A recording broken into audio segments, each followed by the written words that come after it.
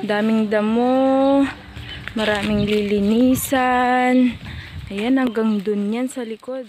Linisan. Kaso, maliit pa siya. Ayan, Nara yan. Nara. And, ayan. Ang baba nito guys, ng ano natin. Ng, dito sa bahay namin. Ano na to eh? Waig. Ayan.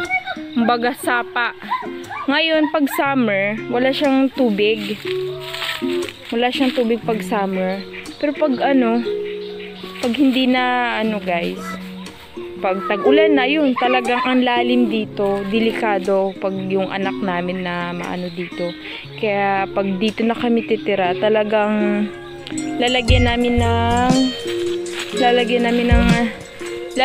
ng ano to, harang, baga maglagay kami ng gate dito, harang na. Ay, hindi na gate, grabe na yung gate. Wala tayong pang gate dito. Harang lang, lagyan lang natin ng harang para hindi maka yung bata sa delikado. Naku, baka maano. So ayun guys, papakita ko pala kabilang lupa. Ayun. Ano yan, maisan yan dito. Ang ganda po dyan, promise. Yan. Napakaluwang yan dyan guys. Sobrang luwang ng lupain dyan. Puro ang tinatanim nila dyan ay mais. Don't go there, anak ko. Oh, tinan nyo yung anak ko. Gusto niya pumunta dun sa waig. Yes, it's frog. Okay. So, ayan.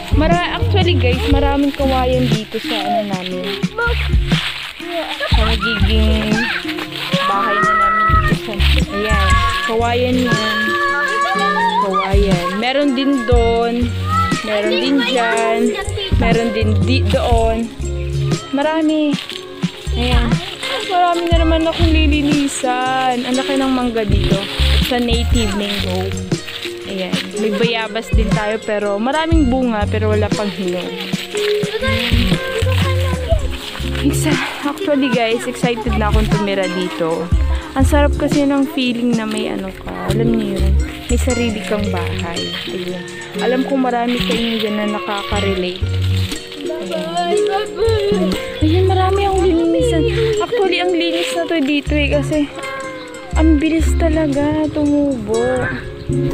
Ayan, ang bilis tumubo. Nung first nang umulan dati na tita. Oo. Alam nyo ba guys, dito, napaka-fresh ng hangin. Ang sarap. Tsaka, ang kapitbahay mo, puro puno lang. Ayan, actually, puro puno lang. Yung tinitirhan namin doon, ano yung malapit kami sa kalsada. Yan, malapit kami sa daan. So, dito wala. Kaya maganda. Hindi rin maganda doon. Iba kasi yung nakaka-relax kasi pag may nature, parang, ano yan, ganyan lang ang ano mo sa paligid. Ayan. Ayan guys, ang dami itong kawayan. Ayan pa oh. Kaharap ko kawayan, meron pa dito. Tapos may mangga ulit dito. Ewan ko kung anong klaseng ano to eh. Hindi ko alam kung anong klaseng puno yan. Ayan, may kamis. So, let's see. Oh my God! Oh, may bunga na. Ang tataba nila. Lusog na lusog yung mga kamias. Mataba ka na tita eh. Wow, mataba na talaga. Ayan oh. Lusog na lusog yung mga bunga niya. Ayan. So, ayan nga guys. Ayan, masarap dito magpahinga. Kasi pwede kami maglagay dito ng kubo. Pwede kami maglagay ng duyan. Itinin yung anak ko. Lucas! Oh, sarap ng upo niya. Abot na niyang upuan na yan. Last month, di pa niya kayang mag-upo niyan. Oh, sit ka daw ate, upo ka daw. Lablab ate, ah. Ayan guys, puro kawayan talaga. Kawayan. So, ayun yung bahay namin. Ayan. Yan, ano yan, taniman ng mais yan dyan. Yan, napakaluwang yan. Luwang. Puro, ang produkto talaga kasi nila dito eh. Mais, pala, yun ang produkto ng Isabela. Ayun. Actually guys, ang luluwang ng maisan. Ewan ko kung alam ng mga ibang tao. Hindi ko lang alam kung alam ng mga ibang tao. Pero actually talaga, yung mga produkto nilang mais, palay, dinadala nila sa Bulacan. Kaya parang ang ano ng mga tao, parang ang Bulacan ang napaka maluwang na palay. Pero actually, ang para sa akin napakaluwang na mga ganyang klaseng produkto, mais at yung palay, ang Isabela po. Para sa akin kasi yun talaga din naman ang nakikita ko dito. Kung saan ka, sang sulok ka dito sa Isabela mapunta, Diyos ko, makikita mo talaga napakaluwang ng maisan at palayan nila dito. Tapos So, may ano pa tayo. next time guys, ipapashare ko kayo sa mga palayan nila at mga maisan nila. Tita, sa Next time, punta tayo ng Taltalon o sa Bisaya, Kabasakan, sa Ilocano, Taltalon. naman yung ano. So, ayan. Ayan guys, napaka-presko dito. Ayan, ang dami ko na talagang lilinisan, promise.